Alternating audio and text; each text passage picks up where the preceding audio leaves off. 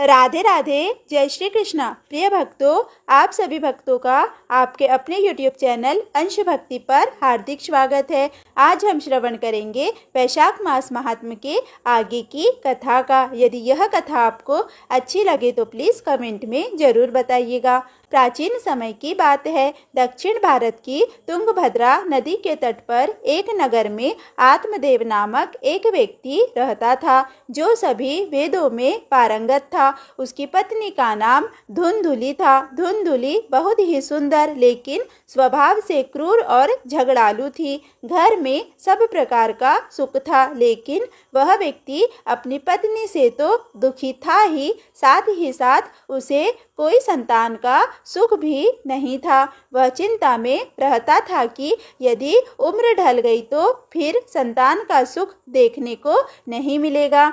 यह सब सोचकर उसने बड़े दुखी मन से अपने प्राण त्यागने के लिए वह वन में चला गया। वन में एक तालाब में वह कूदने ही वाला था कि तभी एक सन्यासी ने उसे देखकर उससे पूछा, कहो विप्रवण, तुम्हें ऐसी कौन सी भारी चिंता है जिसके कारण तुम प्राण त्याग रहे हो? आत्मदेव ने कहा, ऋषिवर, मैं संतान के लिए इतना दुखी हो गया हूँ कि मुझे अब अपना जीवन निष्फल लगता है। संतानहीन जीवन को धिक्कार है, और मैंने जिस गाय को पाल रखा है वह भी बांझ है। यह तो ठीक है, मैं जो पेड़ लगाता हूँ उस पर भी फल और फूल नहीं लगते हैं। मैं घर में जो फल लाता हूँ वह भी बहुत जल्दी सड़ जाता है। इन सब बातों से मैं बहुत दुखी हूँ। ऐसा कहकर वह व्यक्ति रोने लगता है।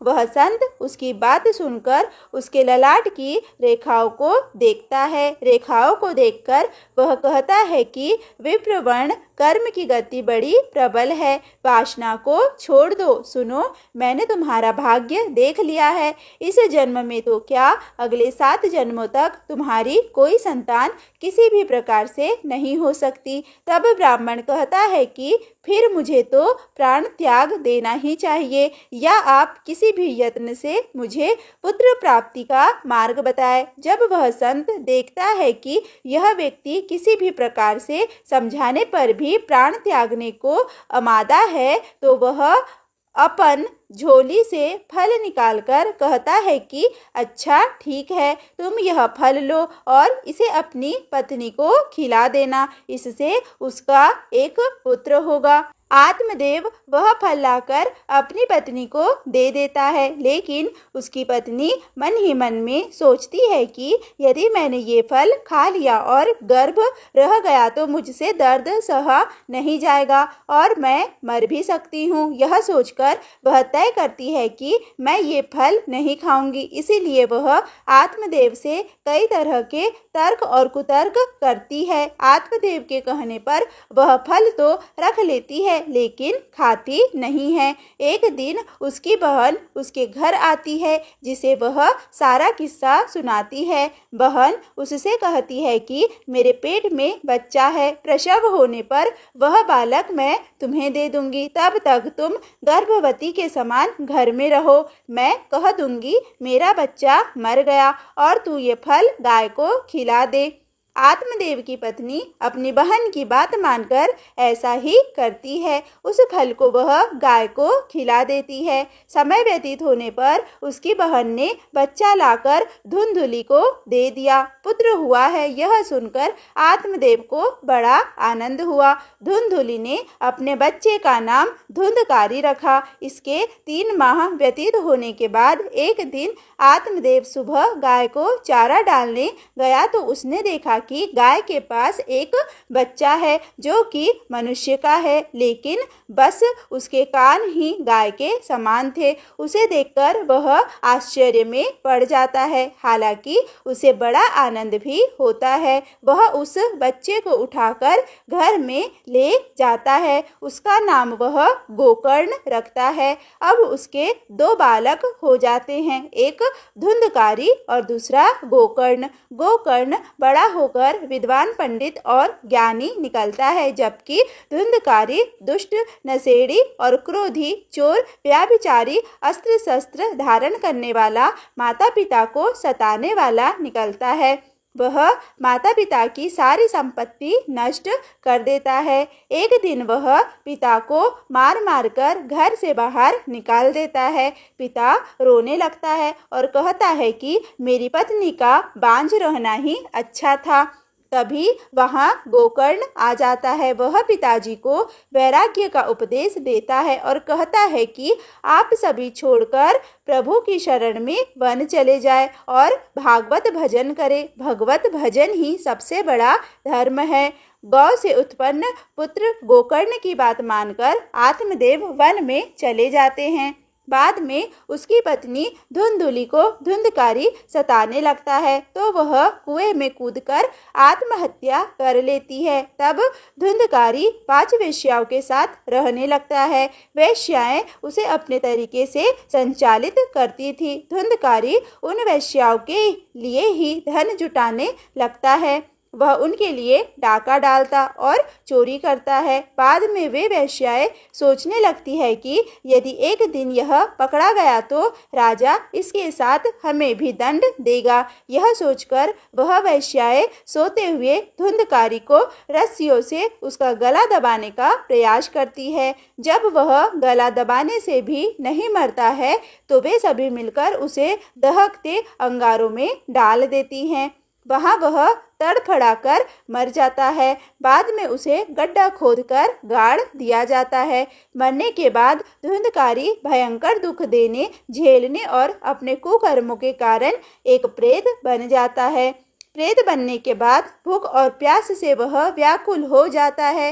रह रहकर वह चिल्लाता भी रहता है क्योंकि उसे अंगारों से जलाया गया था। इसीलिए उसकी अनुभूति उसे अभी भी सताती रहती है। उसे लगता है कि अभी भी मेरा शरीर जल रहा है। एक दिन उसका भाई गोकर्ण उसके गांव में कथा करते हुए आते हैं। गोकर्ण सबकी नज़र से बचते हुए अपने पुश्तैनी मकान में सोने चले जाते हैं। अपने ही घर में अपने भाई को सोया हुआ देखकर धुंधकारी खुश हो जाता है और आवाज लगाता है। गोकर्ण यह आवाज सुनकर पूछता है कि तुम कौन हो? धुंधकारी कहता है, मैं तुम्हारा भाई हूँ। मेरे कुकर्मों की गिनती नहीं की जा सकती। इसी से मैं प्रेत योनि में पड़ा हूँ। मेरी यही दुर्दशा हो गई है कि मैं इतना दुख भोग रहा हूँ। भाई, तुम दया करके मुझे इस योनि से छुड़ाओ। गोकर्ण कहता है कि मुझे बड़ा आश्चर्य हो रहा है कि मैंने तुम्हारे लिए विधि पूर्वक गया जी में श्राद्ध किया, फिर भी तुम प्रेत योनि से मुक्त कैसे नहीं हुए? मैं कुछ और उपाय करता हूँ। कई उपाय करने के बाद भी जब कुछ नहीं होता है तो अंत में वह सूर्य देव से पूछते हैं। तब सूर्यदेव कहते हैं कि केवल श्रीमद् भागवत कथा सुनने से ही मुक्ति हो सकती है, इसीलिए तुम सप्ताह पारायण करो। तब गोकर्ण ने व्यास गद्दी पर बैठकर कथा कहने लगे। देश गांव से बहुत लोग कथा सुनने आने लगे। इतनी भीड़ हो गई कि सब आश्चर्य करने लगे। तब वह प्रेत भी वहां आ पहुंचा। वह इधर उधर स्थान ढूंढने लगा। इतने में उसकी दृष्टि एक सीधे रखे हुए 7 गांठ के बांस पर पड़ी। वह वायु रूप से उसमें जाकर बैठ गया। जब शाम को कथा का विश्राम हुआ तब एक बड़ी विचित्र बात हुई। सबके देखते देखते उस बांस की एक गांठ तड़ तड़ करती फट गई। इसी प्रकार 7 दिनों में 7 गांठें फट गई और 12 स्कंद सुनने से पवित्र होकर धुंधकारी एक दिव्य रूप धारण करके सामने खड़ा हो गया। उसने भाई को प्रणाम किया। तभी वैकुंठवासी पार्षदों के सहित एक विमान उतरा। सबके देखते ही धुंधकारी विमान पर चढ़ गए। उन पार्षदों को देखकर उनसे गोकर्ण ने कहा, भगवान के प्रिय पार्षदों, यहाँ हमारे अनेकों शुद्ध हृदय श्रोतागण हैं। उन सबके लिए एक साथ बहुत से विमान क्यों नहीं लाए? यहाँ सभी ने समान रूप से कथा सुनी है, फिर फल में इस प्रकार का भेद क्यों? भगवान के पार्षदों ने कहा, इस फल भेद का कारण इनमें श्रवण का भेद है। श्रवण सबने समान रूप से किया है, किंतु इसके जैसा मनन नहीं किया। इस प्रेत ने 7 दिन तक सुने हुए विषय का स्थिर चित्त से खूब मनन भी करता रहा। यह कहकर वे सब पार्षद वैकुंठ को चले गए। वैशाख मास में गोकर्ण ने फिर से उसी प्रकार सप्ताह क्रम से कथा कही। वह भक्तों से भरे हुए विमानों के साथ भगवान प्रकट हो गए। उस गांव में कुत्ते और चंडाल पर्यंत जितने भी जीव थे सभी दिव्य देह धारण करके विमान पर चढ़ गए। भगवान उन सभी को योगीर दुर्लभ गोलोक धाम में ले गए। प्रिय भक्तों, अपने माता पिता को कष्ट देने वाला, शराब पीने वाला, वैश्यागामी आदि पुरुष प्रेत योनि प्राप्त कर अनंत काल तक भटकते रहते हैं। अब न तो गोकर्ण की तरह कथा सुनाने वाले हैं और न सुनने वाले। धुंधकारी को उसके पापों की सजा तो मिली ही, साथ ही उसने प्रेत योनि में रहकर भी सजा भुगती। बाद में जब उसे पछतावा हुआ तो भागवत कथा सुनकर मन निर्मल हो गया। निर्मल मन होने से उसके सारे संताप दूर हो जाते हैं। बोलिए भागवत भगवान की जय। प्रिय भक्तों, अब हम आगे के वीडियो में श्री विष्णु चालीसा का हिंदी अर्थ के साथ श्रवण करेंगे। विष्णु सुनिए विनय सेवक की चितलाए, कीरत कुछ वर्णन करूं दीजिए ज्ञान बताए। हे भगवान विष्णु, आपसे प्रार्थना है कि आप ध्यान देकर मेरी विनती को सुनिए। मैं आपकी संपूर्ण कीर्ति का बखान करने में असक्षम हूँ। इस कीर्ति का कुछ हिस्सा वर्णन करता हूँ। आप प्रसन्न होकर मेरा मार्गदर्शन करें, मुझे ज्ञान प्रदान करें। नमो विष्णु भगवान खरारी, कष्ट नसावन अखिल बिहारी। संपूर्ण ब्रह्मांड में विचरण करने वाले और सभी का कष्ट हरने वाले भगवान विष्णु, आपको बारंबार प्रणाम है। प्रबल जगत में शक्ति तुम्हारी, त्रिभुवन फैल रही उजियारी। हे भगवान विष्णु, इस जगत में आपकी शक्ति का कोई मुकाबला नहीं है। असीम शक्ति के स्वामी, आपकी अलौकिक ज्योति तीनों लोकों में फैल रही है। सुंदर रूप मनोहर शूरत, सरल स्वभाव मोहिनी मूरत। हे प्रभु, आपके स्वरूप की सुंदरता का वर्णन ही नहीं किया जा सकता और आपकी सूरत मनोहारी है। आप सरल स्वभाव वाले हैं और आपकी मूरत यानी आपका व्यक्तित्व बहुत ही मनमोहक है। तन पर पीताम्बर अति शोहत, बैजयंती माला मनमोहत। हे भगवान विष्णु, आप शरीर पर जो पीताम्बर यानी पीले वस्त्र धारण करते हैं उससे आपकी शोभा और अधिक बढ़ जाती है। गले में धारण करने वाली बैजयंती माला प्रत्येक व्यक्ति का मन मोह लेती है। शंख चक्र कर गदा विराजे, देखत दैत्य असुर दल भाजे। हे चतुर्भुज स्वामी, आपके हाथों में शंख, सुदर्शन चक्र और गदा सुशोभित होती रहती है। इनको देखते ही दैत्यों और असुरों के दल जान बचाकर भागने लगते हैं।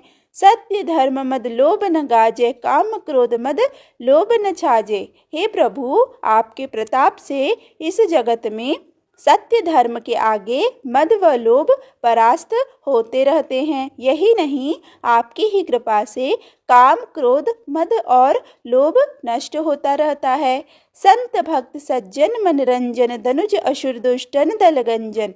हे भगवान विष्णु, आपकी कृपा से संतों, सज्जन व्यक्तियों और भक्तों का मन प्रसन्न रहता है और वे आनंदित होकर आपकी भक्ति करते रहते हैं। दूसरी ओर आपके रौद्र रूप से दानव, असुर और दुष्टों के दलों का समूल नाश होता रहता है।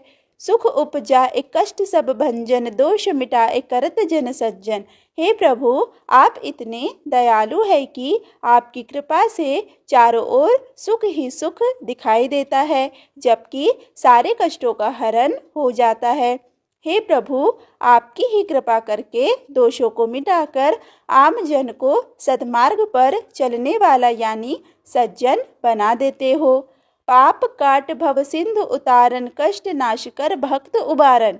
हे भगवान विष्णु, आप इतने अधिक उदार हृदयी है कि अपने भक्तों के कष्टों को मिटाकर उन्हें संकट से उबारते हैं और साथ ही अपने भक्तों के पापों को समाप्त करके उन्हें भवसागर से पार करते हो। करत अनेक रूप प्रभु धारण, केवल आप भक्ति के कारण। हे प्रभु, आपने जगत में धर्म रक्षा और भक्तों के साथ हो रहे अत्याचार को मिटाने के लिए समय समय पर अनेक रूपों में अवतार लिया है। धरनी बेनु बन तुम ही पुकारा, तब तुम रूप राम का धारा।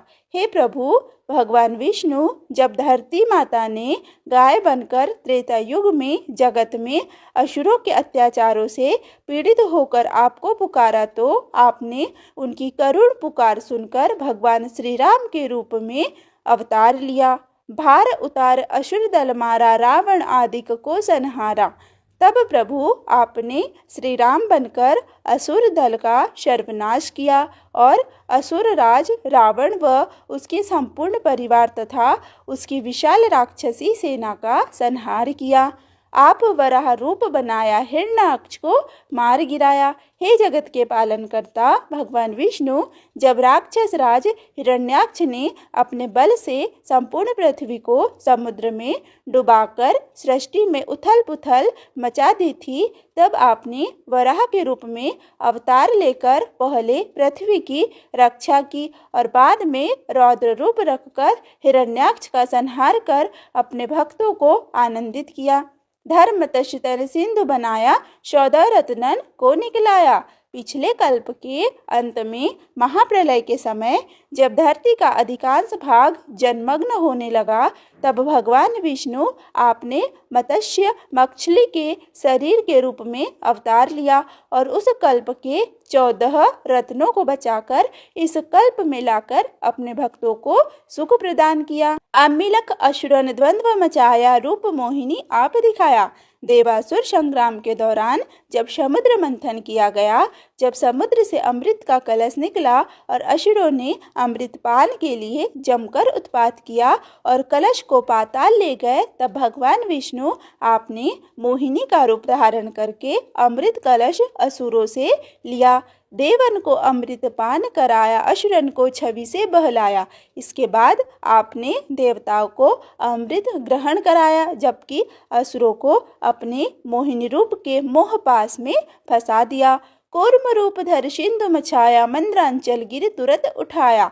समुद्र मंथन के दौरान जब मंद्रांचल पर्वत समुद्र में डूबने लगा और देवता और असुरों के समक्ष संकट उत्पन्न हो गया, तब आपने विष्णु भगवान कूर्म यानी कच्छप अर्थात कछुए का रूप धारण करके मंद्रांचल पर्वत को अपनी पीठ पर धारण कर ऊपर उठाकर संकट डाला। शंकर का तुम फंद छुड़ाया, भस्मासुर को रूप दिखाया। शास्त्रों के अनुसार जब भगवान शिव ने तपस्या से प्रसन्न होकर वृकासुर नामक असुर को किसी के भी सिर पर हाथ रखकर उसे भस्म करने का वरदान दिया, तो वो भगवान शिव को ही भस्म करने के लिए उनके पीछे पड़ गया। तब भगवान विष्णु ने ही मोहिनी स्त्री का रूप धारण कर भस्मासुर को ही भस्म कर संकट को टाला। वेदन को जब असुर डुबाया, कर प्रबंध उन्हें ढूंढवाया। जब ब्रह्मा से चारों वेदों को गुप्त तरीके से लेकर उन्हें समुद्र में डुबा दिया था, उस समय विष्णु भगवान आपने हयग्रीव के रूप में अवतार लेकर उन वेदों को पुनः प्राप्त करने के लिए सारे प्रबंध किए थे। मोहित बनकर कल ही नचाया, उस ही कर से भस्म कराया। भस्मासुर को मोहने के लिए श्री विष्णु जी आपने मोहिनी स्त्री का रूप धारण किया और उसे अपने साथ नृत्य करने को राजी किया और धीरे धीरे नृत्य की भाव भंगिमा में उसका ही हाथ उसके सिर रखवाकर उसे भस्म कर दिया। असुर जलंधर असी बलदाई, शंकर से उन कीन लड़ाई। अत्यधिक शक्तिशाली राक्षस जलंधर ने एक समय में बहुत ही अत्याचार किए और भगवान शिव के साथ युद्ध छेड़ दिया, जो काफी भयंकर साबित हुआ। हार पार शिव सकल बनाई, कीन सती से छल खल जाई। जलंधर से युद्ध में उसकी पत्नी वृंदा ने ऐसा तप किया कि भगवान शिव उसे पराजित नहीं कर पाए। तब सृष्टि में संकट उत्पन्न हो गया। यह दृश्य देखकर सती माता परेशान हो गई। सुमिरन कीन तुम्हें शिवरानी, बतला ई सब विपद कहानी। हे भगवान विष्णु, तब सती माता ने आपको याद करते हुए उस समय उत्पन्न सारे संकट की संपूर्ण कहानी को बताया। तब तुम बने मुनीश्वर ज्ञानी, वृंदा की सब सुरती भुलानी। इसके बाद सती माता की विनती करने पर आपने वृंदा की तपस्या को भंग किया। इसके लिए भगवान विष्णु आपने जलंधर का रूप धारण कर उसे मोहित किया। देखत तीन दनुज सैतानी, वृंदा आए तुम्हें लपटानी। वृंदा की तपस्या उस समय भंग हो गई जब आपको देखते ही भ्रम में पड़ गई और वह आपके पास आकर आपसे लिपट गई। हो स्पर्श धर्म क्षतिमानी, हना असुर उर शिव सैतानी। वृंदा माता के स्पर्श होते ही आपने अपनी गलती को भी माना। इसके लिए आपने वृंदा स्वीकार करके उनकी अपने साथ तुलसी के रूप में पूजा करने का विधान भी बनाया। वृंदा की तपस्या भंग होते ही भगवान शिव ने जलंधर का वध कर दिया। तुमने ध्रुव प्रहलाद उबारे, हिरणाकुश आदिक खल मारे। हे भगवान विष्णु, आपने ही नरसिंह का अवतार लेकर अपने भक्त प्रहलाद को उसके पिता हिरण्यकश्यप के अत्याचारों से मुक्त कराया तथा उसका वध करके पृथ्वी को पाप के बोझ से मुक्त कराया। गणिका और अजामिल तारे, बहुत भक्त भव सिंधु उतारे।